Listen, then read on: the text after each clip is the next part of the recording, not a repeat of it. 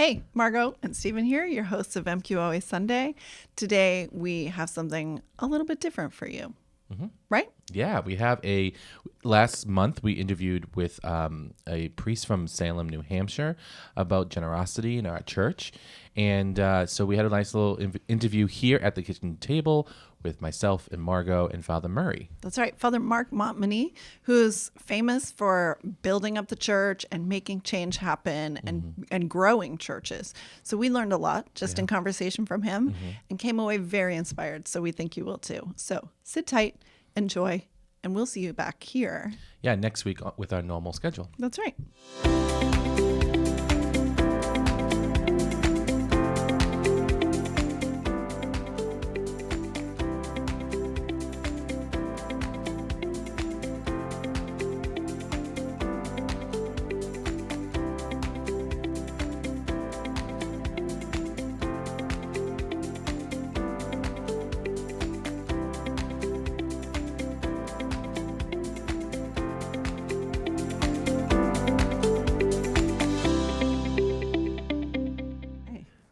Welcome, our usual viewers. This is something a little bit different. You may be expecting an MQOA Sunday, but you know what? The gospel this week, we don't want to talk about it. No, I'm just kidding. It is a tough one, but where we usually do talk about our Sunday gospel. Today we have a special guest, Father Mark Montmagny, who already looks very excited to be here. Thank you. And we have Mark here, Father Mark here for the day. He's speaking at all of our Sunday masses. And so we dragged him into the studio this morning to squeeze every bit of energy and inspiration we can out of you during your time here. Also with us, Father Bob Murray, our pastor, who you'll maybe know as FM. We're getting that out there. Your nickname. Yeah. Oh, good. And on the other end of the table, there's Stephen Antonio. He's our tech guy, Morning, looking Stephen. bright-eyed and bushy-tailed.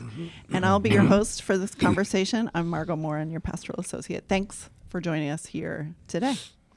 Father Mark, we like to ask our guests, and I think this is a great question for you, which is, who are you and how did you get in here?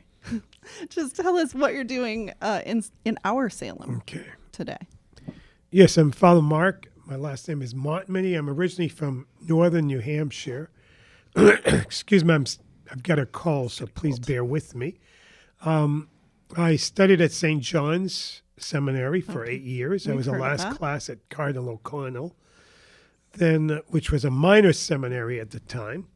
I was ordained in 1977.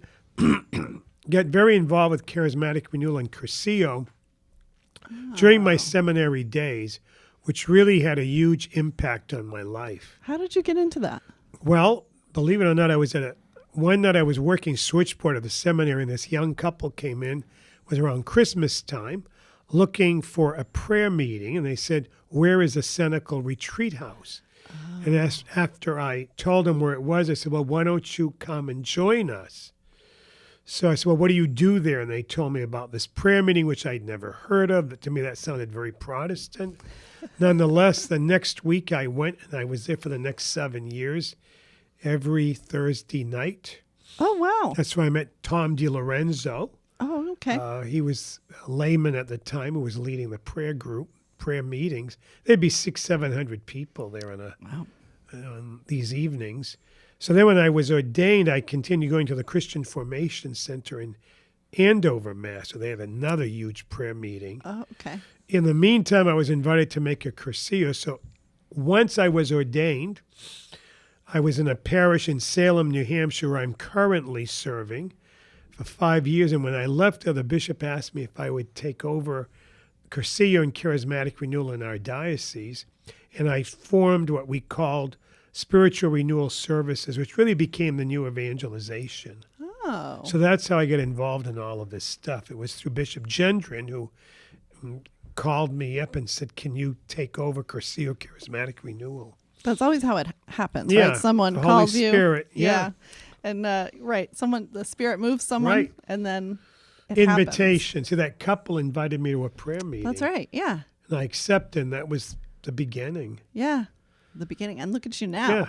right? Big time. Yeah. But you're here today, so I kind of got you off on a side point, but you're here today to kind of kick off our ministry year, right? To get us revved up and revved. That's a priest joke. Okay. To get us excited for this ministry year ahead, you told us a little bit about your ministry, but also about just how the church has changed since you were a kid. Can you tell us, just give us a little quick version of that? I think when we grew up, we just produced a lot of Catholics because of the demographics, because of the culture we were living in. People brought their kids to be baptized. They came from very strong Catholic cultural families.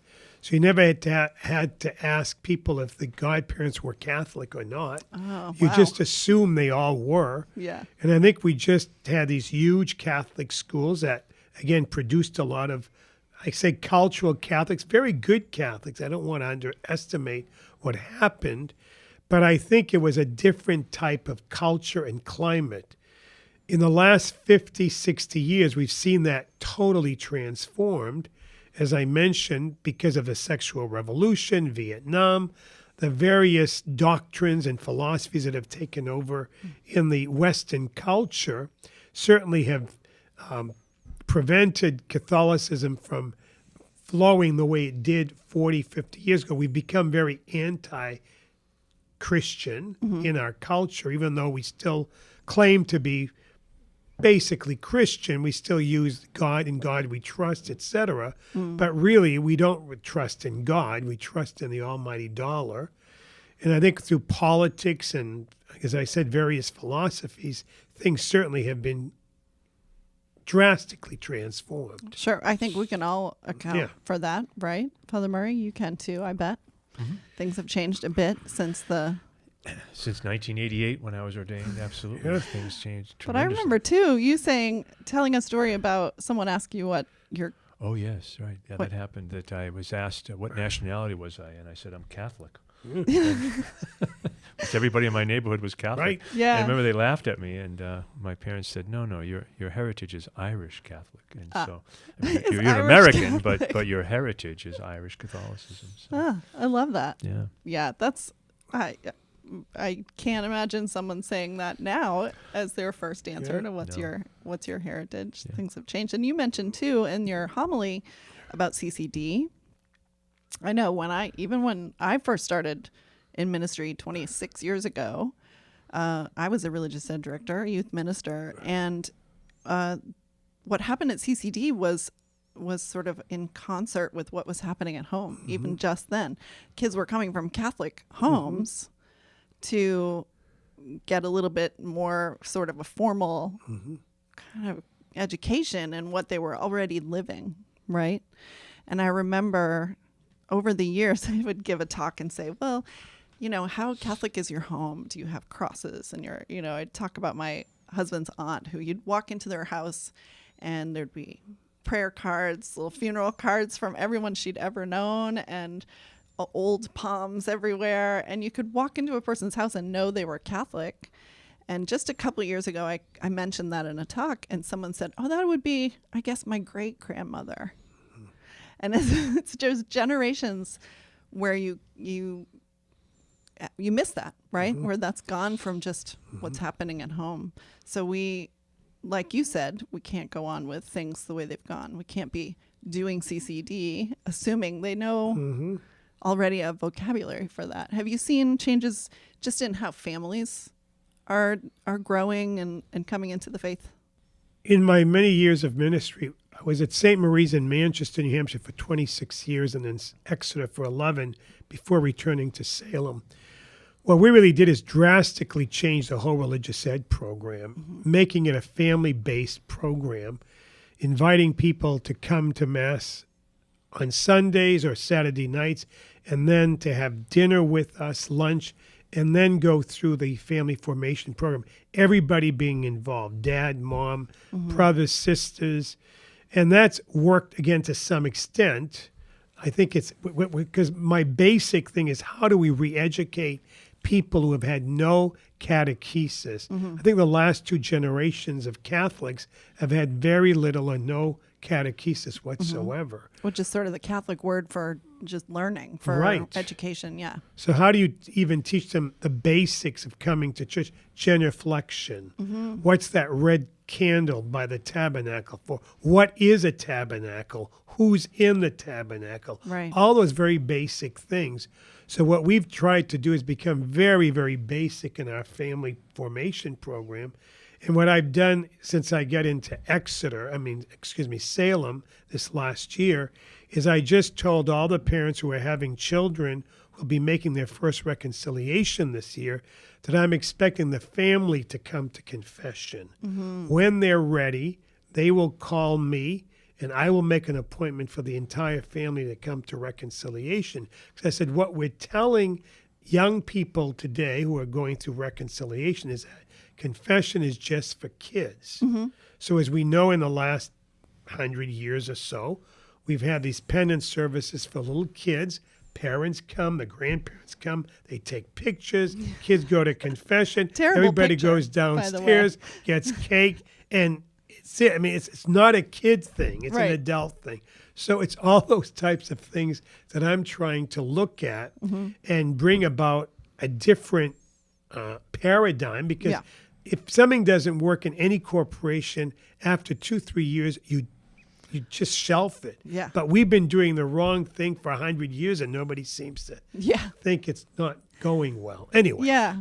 Well, Father Murray, too, you have a different kind of vision for the parish Yes. than what people may be finding in other parishes or in their recent correct. history. Yeah, I think it's close to what Father Mark is saying. You know, I think that to try to think about things from a family point of view that bring everybody into the faith, but starting with the adults and letting the adults be the catechists for their children or be the formators for their children. And so we, Stephen's work to reach out to families and young people and to bring them into the catechesis or religious education for the sacraments particularly, but and to do it with this way, that the adults would learn what it is, that the parents would learn what it is they need to teach their children, and then teach them, and then again, like you said, call us when you're ready.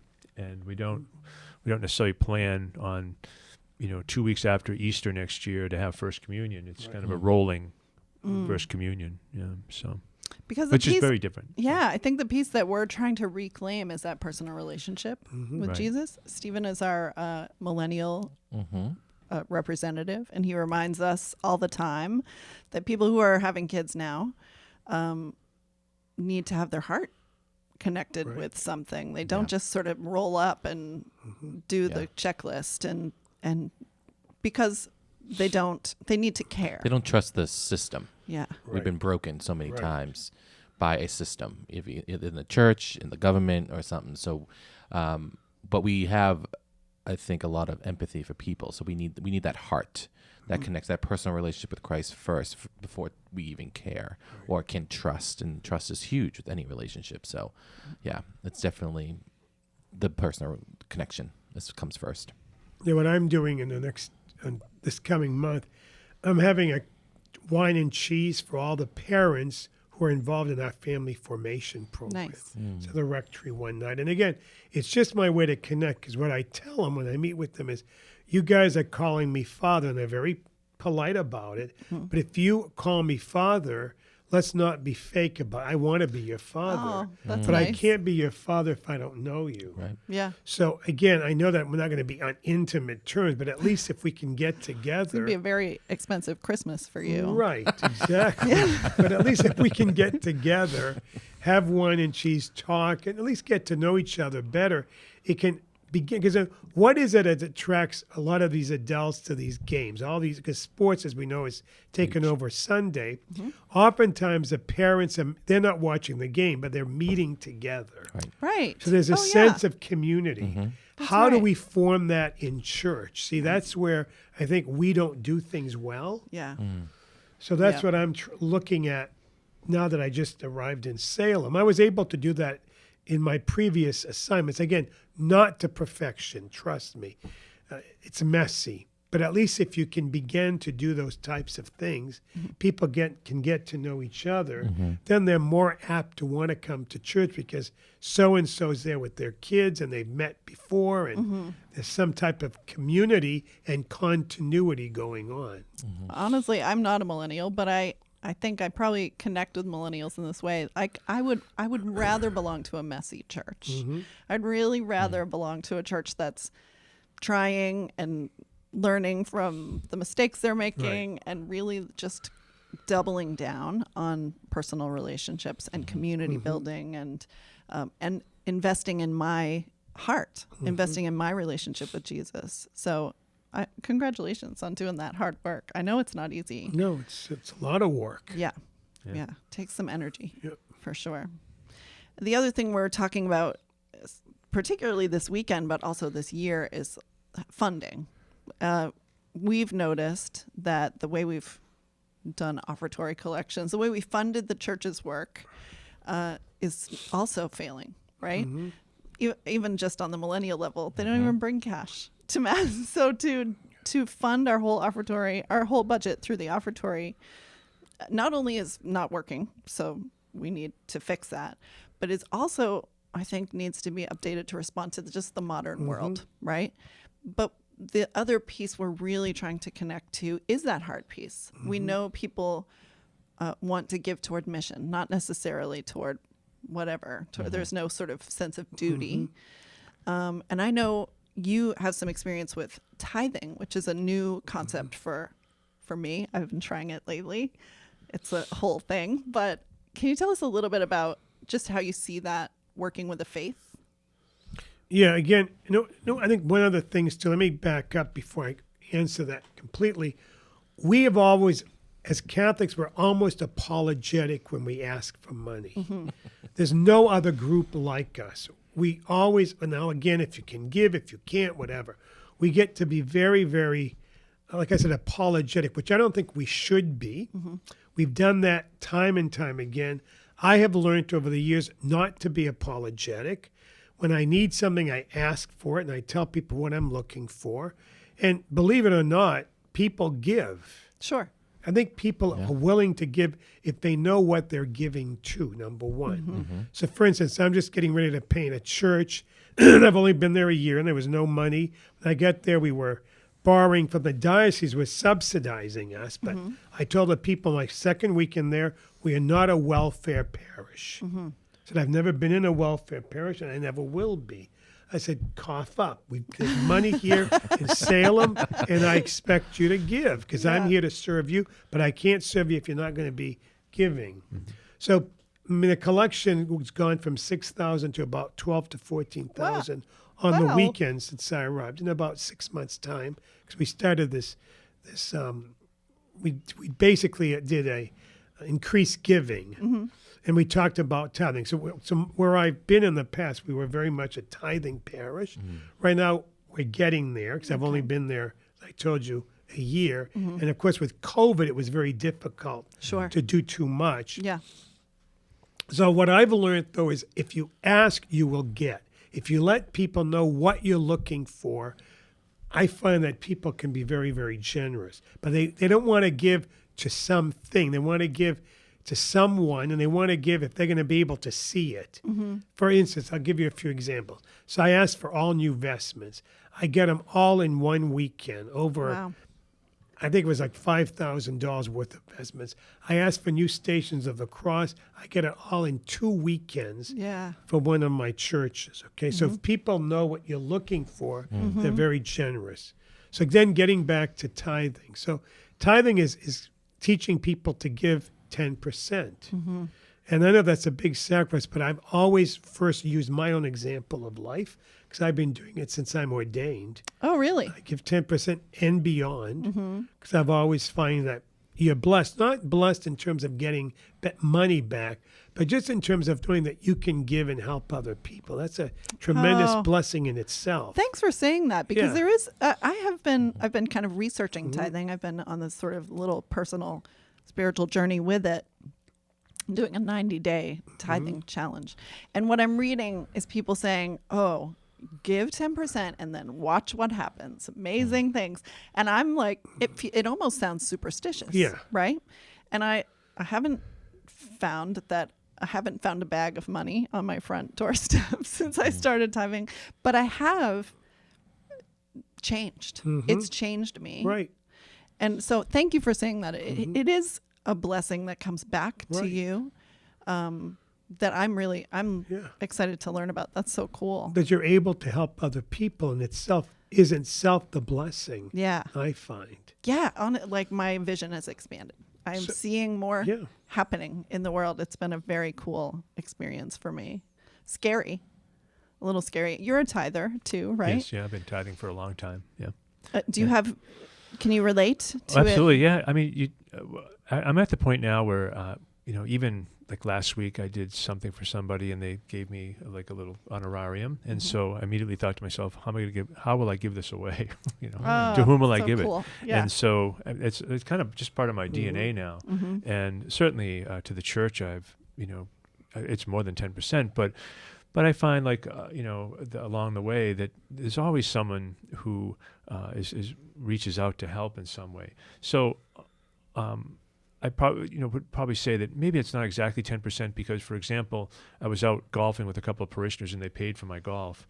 So then do I think, okay, well that's $25. So who do I give $250 to? Right. But I mean, I'm not that strict about it. Yeah. But I am. But I do think about all the time about if I receive something, how am I going to share it?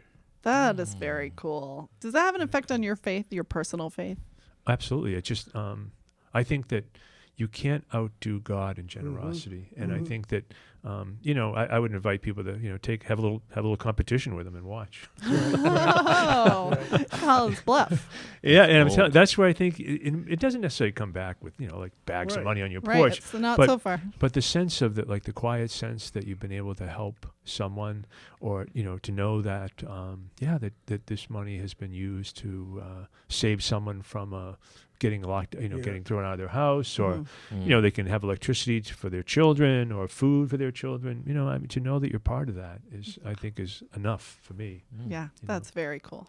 Very cool. And the other thing too is I found that when you have to kind of watch your finances a little bit, but I find myself not being extravagant and recognizing that I really don't need everything I'm told I need. Oh my gosh. Yeah. I have been reading this book about this. And in one of the stories she tells us getting a call from someone who has a refugee family in her city, and they need sheets and pillows. And I said to my husband, we could set up 4 refugee families from just what's in our house. This is embarrassing how much stuff we have. We need to the deeper I get into this process, the more I feel burdened by having too much stuff. And I'm not a hoarder by any means. I'm happy to get rid of stuff all the time, but it's amazing how the world looks different now. It's very cool. I'm excited for this sort of journey we're about to take. We have this real dream of being just famous for being a generous church, because we want to be a church where a millennial family can say at soccer, my church set up a whole refugee family this week, just out of their pockets at Mass. Or my church, sent a delegation of people down to where the hurricanes were. I think, I'm excited about us being able to tell those stories about this parish. I think tithing, and hopefully the gifts we get in our grand annual sets us up to be able to do that in the months to come. I can't wait to see it. I think too, if people can get up and witness, one of the things that I've always done when we're doing a tithing campaign is having people get up, give a witness of why they want to give. Because I think that makes a big difference. If they hear it only from the clergy again, it really doesn't move them to tears. But if they hear a young couple, if they hear a young couple get up, or somebody who's been through a difficult time and yet they've been willing to sacrifice, that does move hearts. Yeah, That would move my heart. I think that's what we need to do more and more. I try to always have witnesses, not every week, obviously, but every 4 or 5 weeks I'll have somebody get up and share about something that Christ has done in their lives. I love that. Yeah, and that makes a big difference because people tend to listen to that. Yeah. The other thing I've discovered in this journey is that I've been writing about it for our blog. I'm finding that there are lots of others out there who are already giving this way, which is really interesting. You'd look around the church, you'd not know. You're right. But the more we tell our stories, the more we get to kind of know what's happening out there among us. It's very cool. You know, something, Bob, you said too about, when somebody takes you out and they pay for your golf game. I think part of tithing too is also learning to receive. And I think that's where God can really gift us. Again, not that we're looking for things, but I find in my life, people want to give, and I don't look for it, but part I think is the more you give of yourself, the more you can also receive from others. Oh, that's a great very cool. thing. Yeah. I'm going to be thinking about that this week. This suit I'm wearing is a result of that. Actually, I had a friend who came, who's done well in life, who looked at my jacket and said, "Do you wear that in public?" And so gave me very generously, sat down, wrote out a check, and said, "Go buy some suits." Please, for the love of God, get yourself together. Exactly right. Oh my gosh. So. Do you have any kind of last words, like things you wish you'd been able to say in your homily, or some message that you want to give to our parishioners or people who are... Well, I guess what I would say in the end is, though, it's so easy today for us to get discouraged because we live in a time of great challenge and great change in the church with the whole sexual thing that's happened over the years with the clergy sexual abuse Right here stuff. in Salem, yeah. Yeah, and I think all of that can really at times be overwhelming, discouraging, but I keep telling people, if you had a bad doctor, would you stop going to see a doctor and you'd find another one? Right. And I think it's the same thing with priests. There's going to be good and bad priests. It's the history of the church. It's called life. Life's messy. So if you've been hurt in the past, don't equate your hurt with every priest in the church, in the Catholic Church. There are a lot of good, holy men out there, a lot of good lay people who lay down their lives for their parishes. So I would tell people, don't give up. I keep saying there's so much hope in the church and there's so many good people.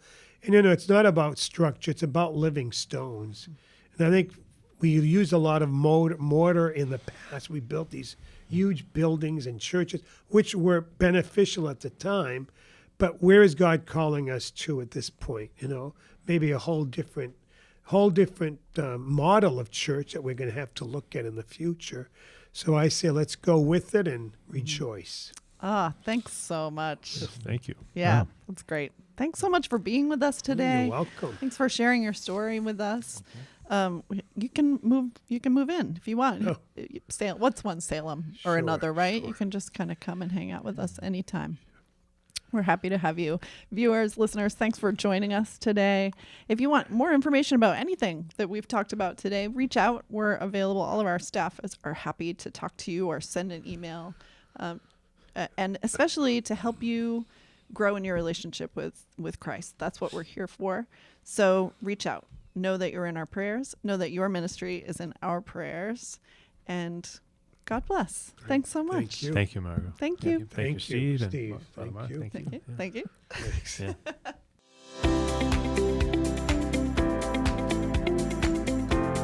MQA Sunday is brought to you by Mary Queen of the Apostles Parish, located in the historic city of Salem, Massachusetts. Your hosts are Margot Morin, Pastor Associate, and Stephen Antonio, the Director of Family Engagement. The show is recorded in Salem, Massachusetts, and edited by the staff of MQOA. The beta lesson is written by Margot Morin. Find out more about Mary Queen of the Apostles Parish on our website, mqoa.org.